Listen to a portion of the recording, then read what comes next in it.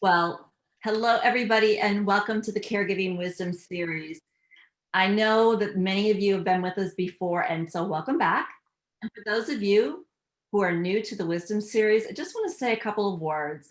One is that we invite people to come to us in the Wisdom Series who have both a personal connection to caregiving and a professional wisdom that they bring to caregiving. My name is Deb Kelsey Davis, in case you haven't met me, and with me is Kelly Johnson, and together we're the co-founders of Nourish for Caregivers. We're honored and excited tonight to bring to you Christopher MacLellan. We know that your time is precious, though. We make every attempt to keep our session to an hour like we've promised. Chris has graciously agreed that if there are questions and people want to continue to chat, that he will stay on with us longer if needed. So thank you, Chris. We hope that tonight you find, along with the practical content and the wisdom that Chris is going to share that involves even the emotional aspects of caregiving as we think about life after caregiving, that you also take away the spiritual nourishment that you'll receive tonight. So we ask you again as a reminder, locate that chat box. As we're going through this evening and Chris is sharing his story with us, please be sure to put your questions and your thoughts in the chat box, because we're going to come back to those, and that's how we're going to give Chris the opportunity to answer all those questions. So, but before we begin, let's begin as we do in prayer. So let's take a moment and settle ourselves, let the cares and the worries of the day be put to the side, and just rest in the silence for a moment as we just place ourselves in the presence of the Lord and recognize that as we are gathered here, He is here with us. And take a deep breath. And as we begin, Lord, just as the seasons change, so too does our caregiving. When we first entered this season of caring, we had no ideas what to truly expect. We had moments, some good and some not so good ones. We know what it takes to truly mean to care. And Lord, we've learned to adjust and embrace this journey. Your Holy Spirit has given us the wisdom, fortitude, understanding we've needed to keep moving forward. Help us, Lord, as we face life after caregiving, whether that is now or down the road. Help us to let go, to trust you, like the leaves of the trees that do so gracefully. Be with us, Jesus. Walk with us. Guide us. Amen. amen. Amen.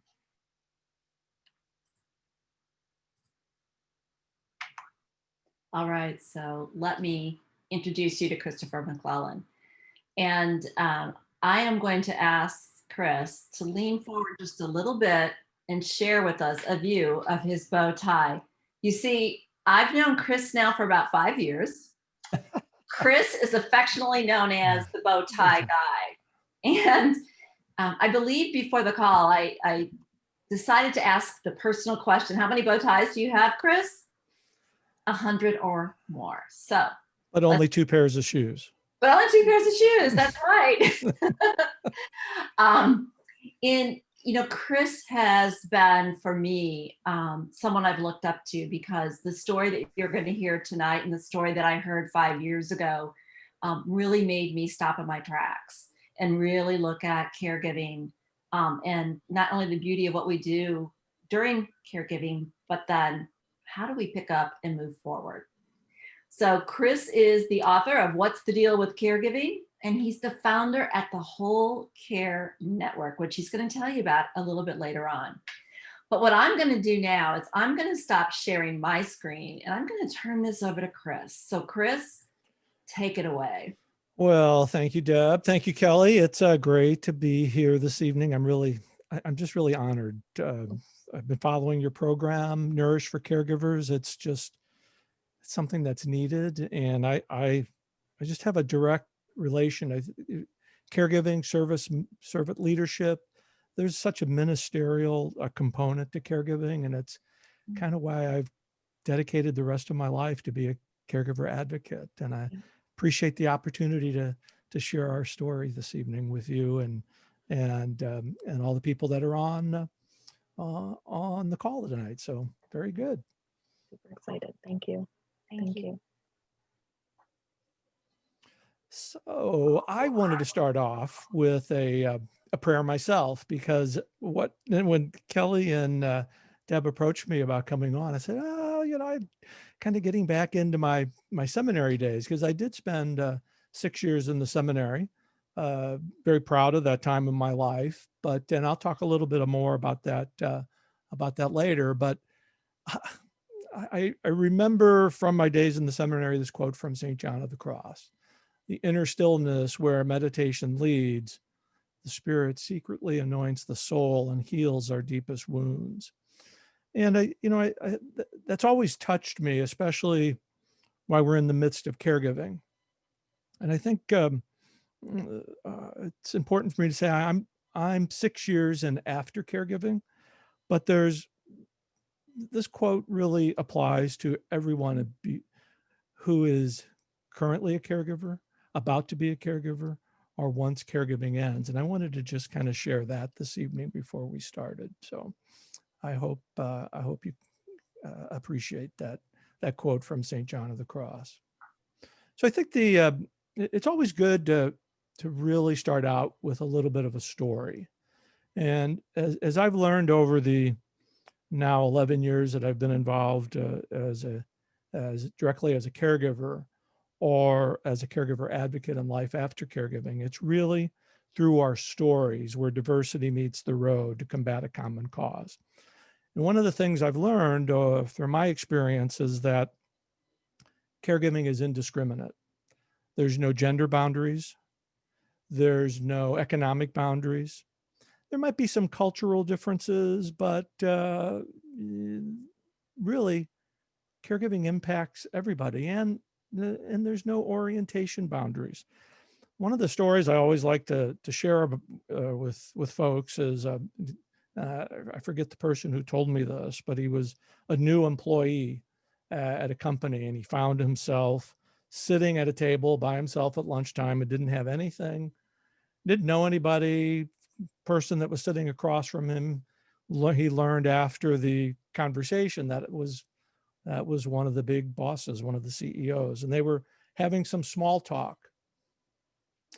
How's the weather, with baseball, something like that. And by chance, the new employee says, well, I'm caring for my wife. And then the CEO looked at the employee, says, well, I'm caring for my wife also. And through that experience, they were able to share a little bit of a story with each other. And what did that story sharing do? It told them a little bit about each other. Because for caregivers, even though we may not know each other personally, when we know a little bit about somebody's caregiving story, we can connect with them because we've been in those trenches. And part of my story is right here with my family.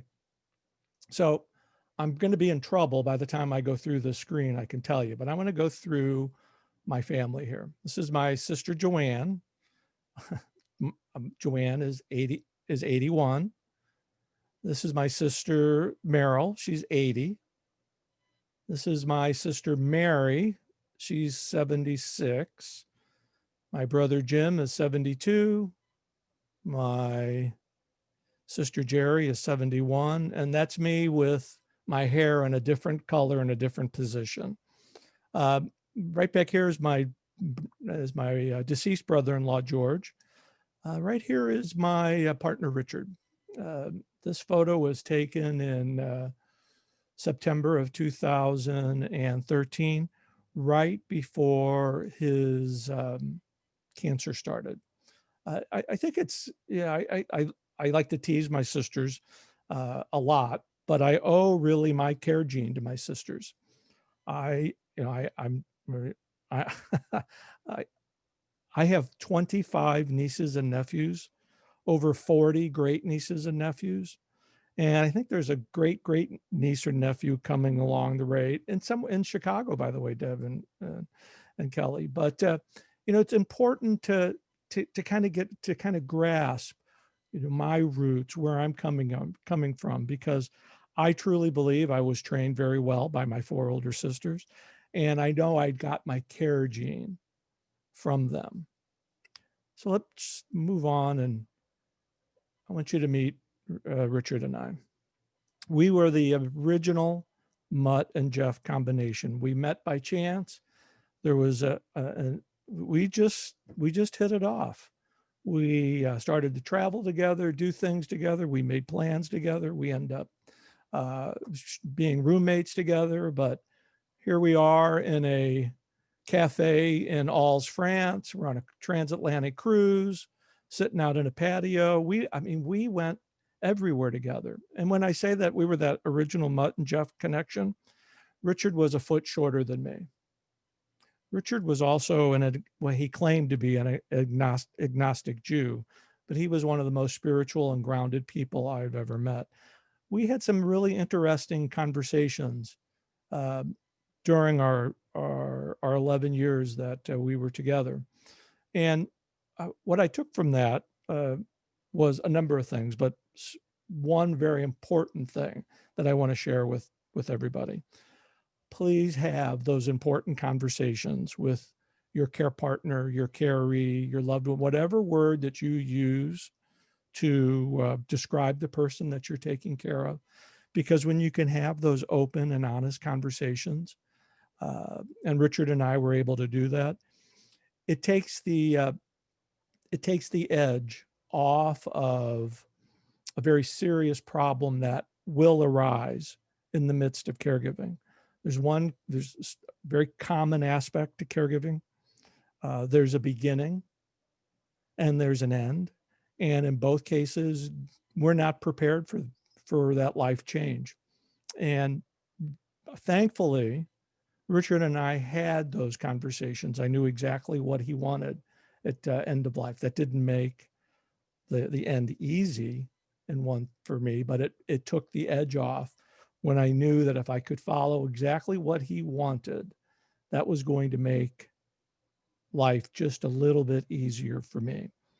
But as I mentioned earlier, we did a lot of things together. We even got our hair done together. So that's sharing a little bit of his humor, how we did that one day as I was getting my hair cut. And then, like a lot of us, caregiving just happened. We were sitting in a restaurant in Indianapolis. It was Christmas Eve. This is goodness, going back to 2011. And I think we've all been in a position like this before where you're with a group of people and friends and you're having a good time and somebody all of a sudden has a problem.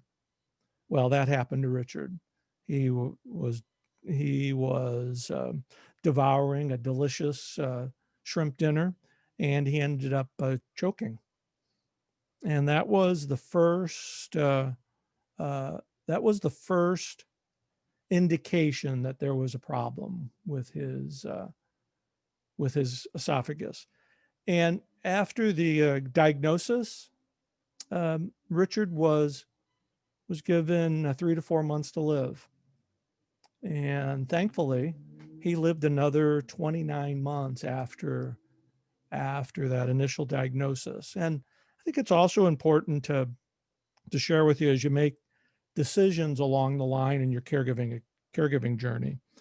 I had specifically asked the doctor, not in Richard's presence, okay, doc, what are we looking at here? And he said, well, 3 to 4 months, I'll let him do whatever he wants to do. Well, I knew him better than the doctor did. And I made the conscious decision not to tell him that right off the bat. I wanted to see how his treatment was going to go. And a year later, he pretty much thrived for a whole year after the original treatments. When the cancer came back in vengeance, he became quite dependent, which was very, very difficult for him.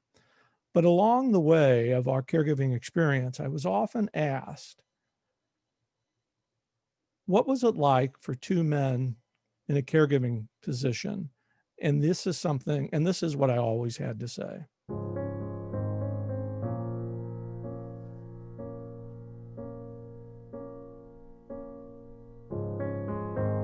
Love, care, and commitment are the same for any two people, no matter what gender. To get married, it would be an awesome thing to do, even if it was for one day. It would just solidify what we already know. The affection and the love that I received from a male, I never thought it would ever happen. I'm as content personally with him as I've ever been in my entire life. And I'm just sad, and I think he would say the same thing, that it's not going to be as long as both of us would like it to be.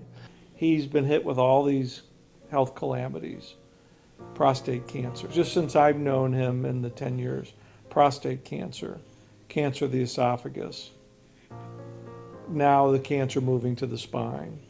And in between there's been a second cardiac operation. And, what most people would give up. They would just say, to heck with this, I'm not going to deal with this anymore. But he keeps going on. To know that somebody's there, somebody calls to check in on you, somebody who really goes out of their way to really worry about your comfort. And that is, to me, just the strongest medicine one can have. If it wasn't for Chris, I would not be alive today.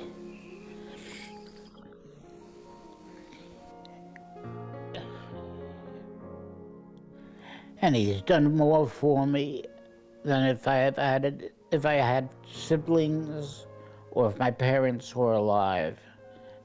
They could not do what he's done for me. Richard's condition began deteriorating rapidly after the Christmas and New Year's holidays. The radiation treatments exhausted him, and he was in constant pain. Chris, on the day of his 57th birthday in February, got a call from Richard's oncologist. New scans show the cancer had spread everywhere, even to Richard's liver. I haven't given up hope. I'm realistic. I understand that we are at a point where this end of life. I haven't fully given up hope that he's not going to come home, because I just can't let that part go. But as the days went on, Chris realized Richard was never coming home. He was just too sick, the cancer too advanced. Chris moved into Richard's large hospice room, where there was a sofa for him to sleep on, occasionally going home to grab a change of clothes. He began preparing himself for the end. I was at the house last night, and it was empty. It was empty without him there.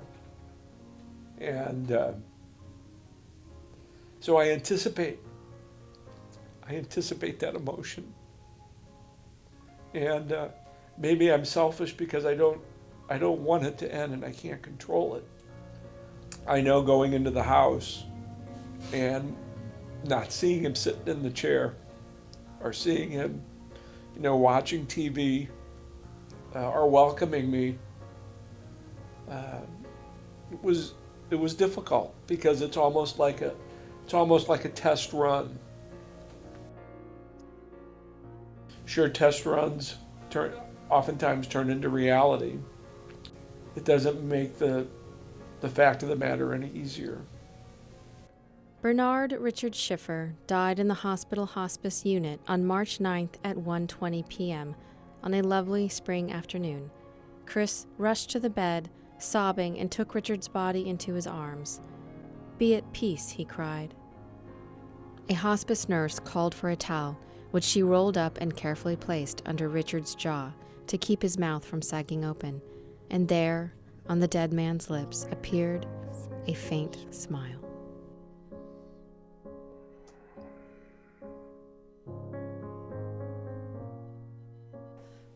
My life? I think I've lived it to the fullest. There are things that I have not done. I don't know if I'd want to try them or even think about them. But as I say to myself sometimes when I'm just by myself, I said, I think I lived a very full, exciting life.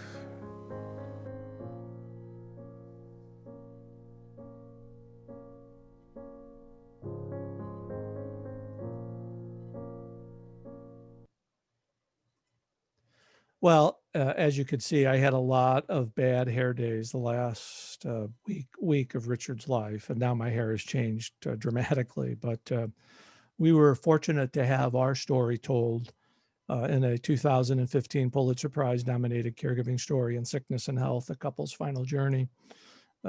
We had reporters, Carlene and Diane, travel with us. Well, not every day, but they were around quite a bit, and they became very good friends of ours. The story, my story, our story, is really no different than anybody else's that I've come across in my honor to be working with caregivers across the country. The only difference with our story is that it was publicized, and it talks about the struggles. It talks about the hardships. It talks about losing somebody. But one thing that the story doesn't talk about is what happens in the next chapter. When my journey ended with Richard, not only did caregiving end for me, but my identity ended as well. That sense of purpose when you're so intensely involved with somebody else. There's so many things that happen. You lose your self-identity. You lose your self-worth. All people who have been together for years, all of a sudden, and I kind of like to use this term, it's like kind of like two relationships in one. That pre-established relationship that was already there before caregiving came on, and then caregiving takes on a different relationship. That's where those two relationships are, and then all of a sudden, they're both gone. And that's why one of the reasons that our story has been so successful and is that it talked about love, care, and commitment. It just happened to be about two guys. And that's why, as I've continued on my journey of finding my path after caregiving ends, it's important to share that story. I can guarantee people who are listening today that when caregiving ends, you'll look back, and the good days will far outweigh the bad days. It's just those bad days were so intense, and that's what we remember while we're in the middle of it.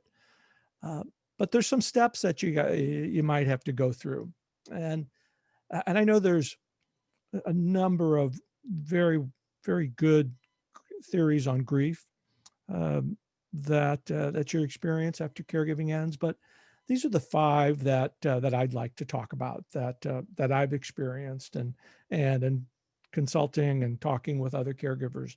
I think they do as well. Mindful that all these are going to happen at different times, but I'm just going to be real honest. There's going to be relief, and that relief is going to be twofold. That those sleepless nights have now ended, and the pain for both you and your care partner has shifted. There's something profound that has happened for two people, and it's okay to feel relief. I did feel relief right afterwards, but then I got into sadness. The life that I had and the life that we all have, it's different. And one of the things that's different about, especially if you're involved in a caregiving group, which is wonderful. That's kind of how I've met so many people across the country, is being involved in a caregiving group. But after caregiving ends, you're not a caregiver anymore. Where do you fit? And that took me a long time to find my place. And I just have to be as open and raw and honest as I can be, because it's a part of my story. I was engulfed by sadness and grief. There were days when I would wake up and I'd look at that leftover morphine that the hospice didn't take back and say, there's there's got to be something better than this. And it wasn't really until that morning when I got up and I took that extra morphine that had been laying around the house for months and took it to the sheriff's office and just disposed of it. That was one of the turning points for me. The other one also is guilt. Now, here I'm talking to a Catholic and a former Catholic seminarian. So guilt, we can all have another conversation about that. But guilt it can take over. And here's an example. And you'll see a picture of this later. Our caregiving capes are limited. We can only do what we can do. And when we think about what our number one role is, that is of an advocate, to advocate for the person that is entrusted in our care. We might think we can change somebody's destiny. I thought I could change Richard's destiny. In fact, 2 days before he made his life transition, I was expecting him to come home. And the doctors just looked at me and said, we don't know how this man has lived as long as he's lived, considering the amount of cancer that's inside of him. It's only a testament for the love and care that the two of you have had that he's lived this long. Well, I mean, that in and of itself was a flood of tears, but we think about the things that we wish we could have done over. I could list, I could probably list as many as my bow ties, but the fact of the matter is our abilities are limited, and we can't change somebody's destiny. And I had to learn that the hard way, because it made life after caregiving very difficult for me. Because I thought, what if I would have stayed that one night in the hospice? They wouldn't have given him the morphine. Well, what have that done? Given him 2 more weeks of misery? What good would that have been for me? And then you get to the point where you find acceptance. That's going to be different for everybody. You're going to wake up one morning and you're going to say to yourself, you know what? Job well done. Job well done. You're going to pat yourself on the back. But even with that, I'll caution you, if a bad day comes up and you're driving down the road and you think of something, or there's a memory and you start to cry a little bit, just pull off the road and have a good cry. Own it. It's okay. Acceptance is really acceptance that your life is different, and it allows you to kind of move on, not in any type of guilt, but it kind of frees you. But then here's the final emotion that from all this, you have to take action. And I think the analogy that I would use is like watering a plant. If you didn't water a plant, what would happen with the plant? The plant would die. And just as we do, we have to water ourselves in the middle of caregiving, and especially in life after caregiving, because life is different. And when you can take action, whether that's finding a new hobby or a new job or whatever that is that propels you to live in the day. I lived in the past for a long time. I wallowed in my grief. And people who know me well would be saying, they'd be shaking their heads, yeah.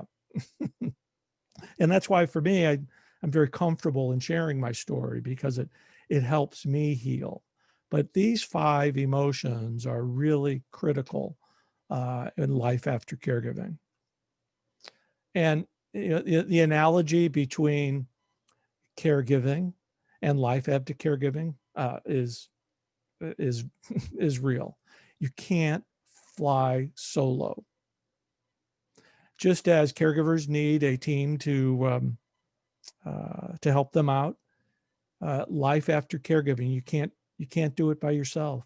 You've got to find that that person or that contact, that hobby, that's something that can help you. And the analogy I have here is with, especially in the fall, in the winter now, in the fall, we're thinking about all the birds that are flying south here to Florida. The bird that here, the geese, what always happens? The geese who's leading, they get tired, they fall back, and somebody else, just one of the other birds, comes up to the head of the line to lead the pack. That's something that, as you can, create a support group around you that you can rely on, so you don't have to do it all by yourself. And I think another area that is important is, and this is a communication theory brought by a German political scientist, Elizabeth Nell Newman. It's called the spiral of silence. And it's false evidence appearing real, fear. And when you lose both your identity as a caregiver and that spousal partnership, or if that's a sibling, whoever you're caring for, there's this downward spiral, especially if you can't talk about or feel uncomfortable talking about it, or you just keep all your thoughts to yourself and you keep spiraling down. And your thoughts, you think you're the only one that's doing this. Kind of a sidebar here. I know when Richard first got sick, I didn't know anything about caregiving. Well, who does? Who has caregiving on their bucket list of things to do in life? I've never met one person that's said yes to that answer. But when it ends, we tend not to talk about it, and we spiral down. And when we keep all of our thoughts to ourselves and not reach out for help, then another very difficult area happens. Isolation. Isolation happens while you're in the midst of caregiving. It's just something that's real because your routines change. But after caregiving ends, and I say this very kindly, when you lose your sense of purpose, people tend to isolate. I know that I did. Isolated with an extra about 35, 40 pounds. And again, everybody deals with their grief and stress and life changes differently. But I think one thing that's common across the board, the more that we can talk about it, just a tad bit easier that it becomes. And why share your story? Again, for me, I was fortunate that our story was shared for me. I'm very thankful and blessed that I have a story like this to remember Richard for the rest of my life. And actually, the story is still online. Deb and Kelly can send the link out to you later after the presentation. But people connect to stories. It's what binds us together, especially for caregivers.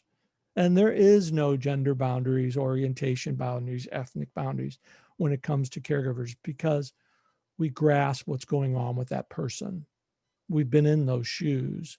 And invariably, stories are a great source of resource for caregivers.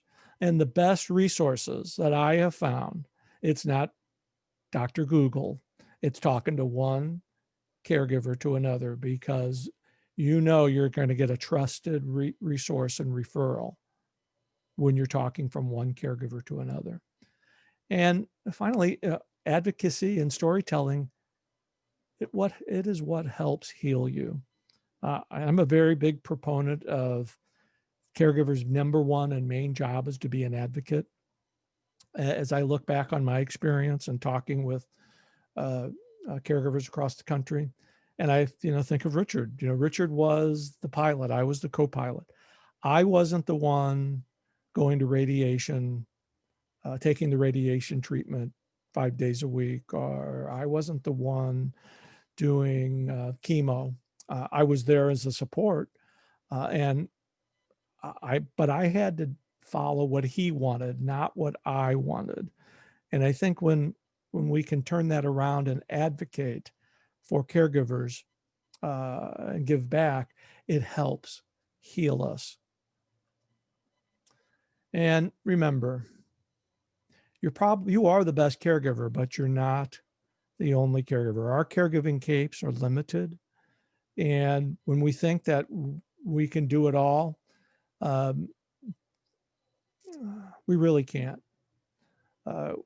Asking for help is not a sign of weakness, it's a sign of strength. And when you're able to ask for help during caregiving and after caregiving, uh, you're, you're not only you're getting your help for yourself, you're really helping the person that you've invited in as well. And again, everybody has their own comfort zone when they can ask for help or when they can share their story, but find that comfort zone for yourself, because I think it'll help you in your journey after caregiving ends. And finally, I am very blessed to have the story to be able to share with you and to share my experience. But I know from my experience and that my faith tells me I will see him again. My mind tells me he's forever pain-free. And my heart tells me he's standing right beside me. I can't thank you enough for letting me share a little bit of our story this evening. Thank you so much, Chris. And I'm going to actually make sure that we're going to stop sharing here so we can see you full screen. We invite all of you to put comments or questions into the chat box. But Chris, I'd like to start out with a question for you because Sure. I'm caring for my father right now. And I listened to you and I know intellectually that I need to start planning for my life after caregiving, right? Right. And what you've shared is so important. Can you kind of talk a little bit about that? How do we do that? And why is it so important to do that? Well, I think one of the ways to plan for it is to have that conversation with the person that you're caring for. Because it might be unsaid, but the person that you're caring for, your father, they're thinking about it. They understand, your care partner, your loved one. They understand, while it may not have been may have been unsaid, they understand what the stress that you're going through. And having that talk about life after caregiving, and there's subtle ways to do it. It kind of gets those unknown thoughts and feelings out in the open, because they want to know, your care partner wants to know that you're going to be okay. They do. And I assured Richard I was going to be okay, but I probably had my fingers, but it gave him some comfort. But here's an example, and you saw in the film, what he said in the film. He couldn't say that to me in person. I saw that for the first time when I saw the film myself. And while we had open and honest conversations, he wouldn't have been able to articulate something like that to me while he was alive. That's a very good point. And you speak about the silence, and there's a lot of silence that happens even during our caregiving journey, that if we can have those conversations, how important. It is. And I've got tons of stories as it relates to the story, but and that's why I've kind of stayed in this, because it's so important to give back to the caregiving community. as they gave to me while I was in the midst of it. And this is an area of caregiving that is not talked about. Mhm. It just isn't. Mhm. We have a comment that came in, Christopher, a happy, touching story. Thank you. I appreciate it. Yes. And I thank you. just, along with that, and kind of as what we were talking about, I liked your encouragement when you said, you know, as you're looking back, that the good days will far outweigh the bad days. And I think that, I know, guarantee, along with- I guarantee that. I guarantee that. yeah, and I just think that is so encouraging Mm. to know that as although many of the issues, I guess, Mhm. are there, but just to know that the good days outweigh the bad days. Can I share an example of that? Please, yes. Okay, so here we are sitting at the dining room table, and the Humana nurse is in the house. And this is, we've got the diagnosis. He's not feeling very well. We've had a rough day. And the nurse, she was a sweetheart. She got a little pad of paper out, and started going through everything. Well, this is what you need to do. This is what you need to eat. I mean, she just went, and this is what you don't need to do. And he just looked at her and said, "Lady, I'm between 82 and death. I'm going to eat whatever I want to eat." And we both just, I looked at him, and then we both all looked at each other, and all of us started laughing, because the man was full of cancer. I mean, if he would have wanted to start smoking again, I would have said, go for it. Sure. You know what? But those are those moments that are deeply entrenched in our memory that are going to come back. Mhm. And you're going to sit back, and you're going to relish in those. It's those days when toilet duty and showers and all those things got in the way. It's like, ugh, you'll forget about those, except Good. unless something funny happens. Then you'll remember the funny. Then you'll remember the funny, right? Exactly. So Christopher, one question that I know, the idea of action. So as you were talking about, the 5, things that you're going to experience after acceptance comes action. Can you give us some thought and idea around how do you begin? Action? Well, how do you begin action? That is a really good question. And I think it comes back to a little bit of a self-assessment, Mm. because your life is different after caregiving ends, and caregiving has changed your life. Invariably, the friends that you had while you're in the midst of caregiving, they're no longer around.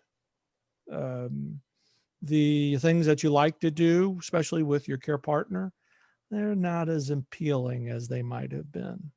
I think it's an opportunity for folks to try something new. What would that be? For me, my outlet was podcasting, traveling. I remember I was so surprised by this comment. A very good caregiver advocate, and I guess I was flying up to Spokane to go to Gonzaga for a weekend, and it wasn't too long after Richard died, and he said, "Congratulations for traveling so soon after Richard died." And I thought, oh my God, I get exactly what he's saying, because it's that first trip. Mhm. Take that first trip as soon as you can. Again, it's going to be different for everybody, but the one thing you don't want to do and avoid at all possible is just sit and do nothing. You can't change what happened, nor can you recreate what you once had with another person. Yeah. And that's another area that we stumble into. Well, if I could just, I'll just leave the house the way it is. And we'll just do the same routine. Nothing is the same.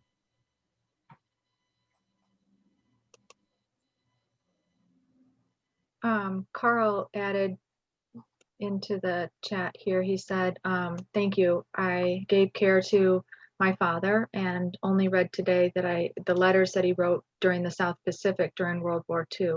He would never have talked about those in life, but reading the words that he had written to his older sister were so heart melting. And he continues to grieve for his father, but really found a lot of healing in that. Yeah, thanks for sharing that. Those are beautiful keepsakes to have, and I, cherish the keepsakes and the memories. We have another comment from Charlotte, and Charlotte's message is, the best line that I wrote down tonight was, the strongest medicine is the care you give. That was Richard. Yeah. Thank you for the reminder. You have been a grace tonight. Thank you. Mm-hmm. And can I share one other story about Richard? Sure. We talked a little bit about this earlier, but and it comes back to our caregiving cape, and we think that we're all in control of everything, and the day Richard made his life transition, we were in we were going to hospice for one night to have his medicine changed, and we ended up staying 7 days. But that Sunday that he passed, the reporters showed up. They came in as friends, and I approached Richard. They were all standing at his bed, and I said, Diane and Carlene are here. They brought some snacks. They wanted to come and see us, say hello. We're just going to sit over on the other, over by the table and have some of the snacks, but I'll be with you. Now, this is kind of the sidebar to that is Richard could be a curmudgeon, but he really took to both of these women, especially Carlene, who was about a 5-foot Jamaican woman who they became best friends. Well, about 10 minutes into our visit, I was sitting directly looking at him. He moved his head a couple of times asking me to come to him. And we all got up, and I came to him and put him in my arms, and he died in my arms with Carlene and Diane there. He waited for them to come. And I always remember that, because we think we're all in really control and we're really not. We're doing what we can, and that's why we're an advocate. We're not the patient. It's the patient's life, and what we might want may be different than what they want. Now, obviously, you have to be considerate, not that they're not making a bad decision. But when that happened that day, it taught me that I've never been in control of this. I can only hopefully try to control how I react, and how I reacted, and I didn't react very well after it. Well, and I think that goes back to how important having those conversations are, so that you have that open dialogue and continuing on there. Yeah, thank you. Yeah. Christina commented, the concept of don't fly solo is such an important thing to think about. I never thought about that, since we tend only to think about the here and now, and it's so easy to forget that there's life afterwards, which needs somehow to be resurrected. Yeah, very good. Yeah. Susan Stasek also commented that she so appreciates your story and tenderness about the journey. Chris, I know you often speak about servant leadership, and I wonder if maybe you could, for a moment, talk about how that and caregiving goes together. Oh yes, I think that servant leadership, if you look at it from the perspective of an employee-employer relationship, it's always putting the group first. And I think if there was more servant leadership in and around our communities these days, we'd be a stronger community. But the relationship to servant leadership and caregivers it's undeniable because caregivers are always giving of themselves. They're always putting the other person first. And when you kind of connect that concept of servant leadership and how do we care beyond caregiving? How do we care for the community? And it comes back to servant leadership. And I believe, maybe this is my seminary training coming back at me, but I think if we were to really focus and strengthen the caregiving issue, or tried to resolve the caregiving issue in society, because it is a problem, we'd have stronger communities. That's a very good point. We'd have, because think of every caregiver just for one day decided that they were going to go on strike, and they're going to take their care partner to a adult daycare center or an emergency room or urgent care. What would happen to the American healthcare system? It'd collapse. Absolutely. We are the American healthcare system. We are the American healthcare system, and we are the servant leaders of the American healthcare system. And it's about time that not only caregivers get taken care of, is that we as caregivers take care of ourselves too. Yes, thank you. And, following on that, Luda just put a question out to you. I remotely care for my mother who has dementia and is in a memory care facility. As much as I've tried a conversation like you described, it's not possible. I'm terrified that when she passes, the void will be too great to go on. How can I plan for that? Well, I certainly don't want to give the impression that any of this is easy, because it's not. But you've already identified that it has the potential to be hard for you. That is the first step, and feeling comfortable in sharing that in a group, which would tell me that you probably would be open to talking to somebody more about that. And we can't, I don't want to seem like it's flippant. I mean, it's been 6 years since Richard died. When I see that story, I mean, I still kind of get chills, but when you're just right involved in it and you've made the first step, you've already started to recognize it could be an issue, and talk to the people that are involved with their care, with your loved one's care. This is a great group to be able to share those experiences well. Find that comfort in sharing a little bit about your story. That's wonderful. Thank you. And, thank you, Chris, for staying on. I'm going to share the desktop again, but please, if anyone has a question, put that in the chat box and we will definitely come back to it. So let's go ahead. And Chris, let's let everyone know how they can reach you. And maybe, can you tell us a little bit about this caricature? Oh my gosh. Yeah. So my podcast is called Healing Ties from the Bowtie Guy. And we've just rebooted with Healing Ties 2.0. And I had to write this out because it's a new concept for me. And what we're doing on Healing Ties is we're talking about beyond caregiving. How do we care for ourselves? How do we treat our friends, family, strangers we meet? How do we heal the physical, the social, the financial, the spiritual? We do this by creating healing ties. And my little caricature there is Bo. Bo is our spokesperson on the Whole Care Network.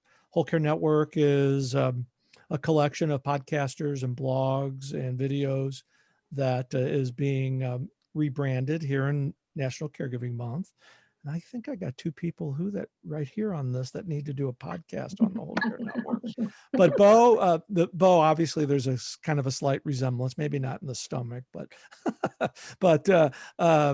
Bo ties things together on the Whole Care Network. Bo is that friendly person, that favorite uncle who can have open conversations with you and have that hopefully word of wisdom to share, because we don't have all the answers, but when we're collaborative, we can find answers together. And then finally, the podcast cover, I don't know if you could see that, but that's in a mosaic. Mhm. And the pictures in the mosaic are pictures of things and events, people in my life that have had an impact. Richard's in there, my family's in there, my friends in Spain are in there, but it speaks about those folks who have helped me heal, and the importance of people and family and friends that make up my life. And the easiest way to get me is just email me at chris@wholecarenetwork.com. Thank you so much, Chris. Thank you. And for everyone out there, we will be uploading tonight's presentation to our website, so you'll be able to go back and get that link and listen to Chris again. Oh, Elizabeth's coming on. I'll have to watch that one too. Elizabeth's That's a right. podcaster on the network too. That's right. And if you have not checked out Chris's Whole Care Network, please absolutely do. And as he mentioned, Elizabeth, who will be joining us in 2 weeks, is also a podcaster on the network. So please definitely check that out. And I can't believe we've gone almost this whole time without saying, like, happy November. It's National Caregiving Month. Kudos to all of us caregivers who are out there. As we pointed out, the backbone of our healthcare system. So it's certainly a time to pat ourselves on the back as caregivers, and give us a attaboy as we're going through things. Exactly. And it's funny that you were talking about stories and the importance of stories, and that's part of what we at Nourish for Caregivers want to do during National Caregiver Month, is hear your story. So go to our website, nourishforcaregivers.com, and we have an opportunity to have you tell your story.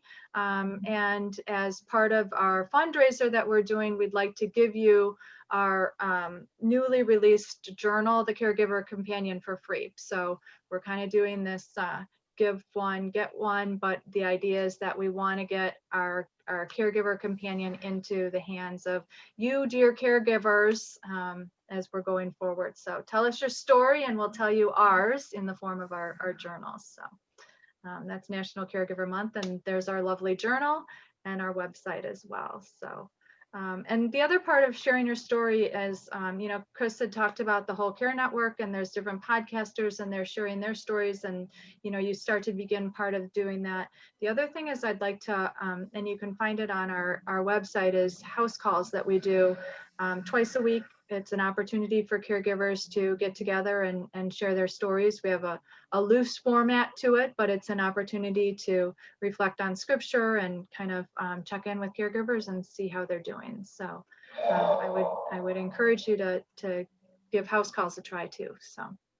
And we do have another question, but I know it's the top of the hour. So for those of you who need to leave, we thank you for being here tonight. Thank you so much, Chris, for being here. Oh, it's my pleasure. Touched so many of us.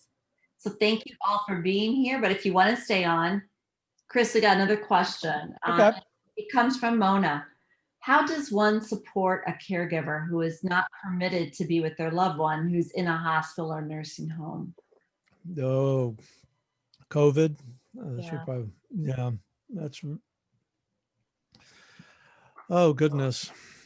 That's a tough one. I can't imagine what it would be like not being able to go and see a loved one. I'm kind of stumbling for an answer here because I've not experienced that. But I would think that if there's some type of communication set up with the staff, that might be some hope there. Being able to talk to another caregiver about the situation is certainly something that would help. But if you can try to at least get as much information as you can, it's tough. I just can't imagine what people are going through without having the ability to be able to see in person their loved one. It's really hard. Kelly, you mentioned house calls. Yeah, that's a great. And Sounds like we hear that all the time. And I think really where the magic happens, the comfort happens, is where you were saying, Chris, just having other people to listen to you express what you're feeling. But there's some great ideas that people have, like using a smartphone, all these different things that people will come up with. Just like, well, try this. And, one of the other things we do is we make sure that, prayers are really big. it settles you. It does. And that has been a comfort for sure. And going in the resources and referrals, I'm thinking, not going to think off the top of my head, but I had a guest on my podcast not too long ago. It's a company by the name of Eversound. And what do? They have headsets that have a microphone, and the headsets are wired to if you're in a senior living community, so you can talk to your loved one from these headsets while still being social distancing. They could be inside, you could be outside, or you could be 6 or 10 feet apart. And it's these these innovations that are people that are seeing a problem and how they're dealing with it. So that could be another option. Excellent. And Christina said, thank you all. I know that a number of folks have left. There's a few hanging on. Chris, again, thank you. This is not my pleasure. My pleasure. Thank you. Anything I can do to help, I'm just a phone call away. We enjoy it and appreciate you being here. Thank you all. Thank you all. Good night. And Chris, thank you. We'll be in touch. Thank you, Chris. Good night. Good night. Night, everybody. Bye.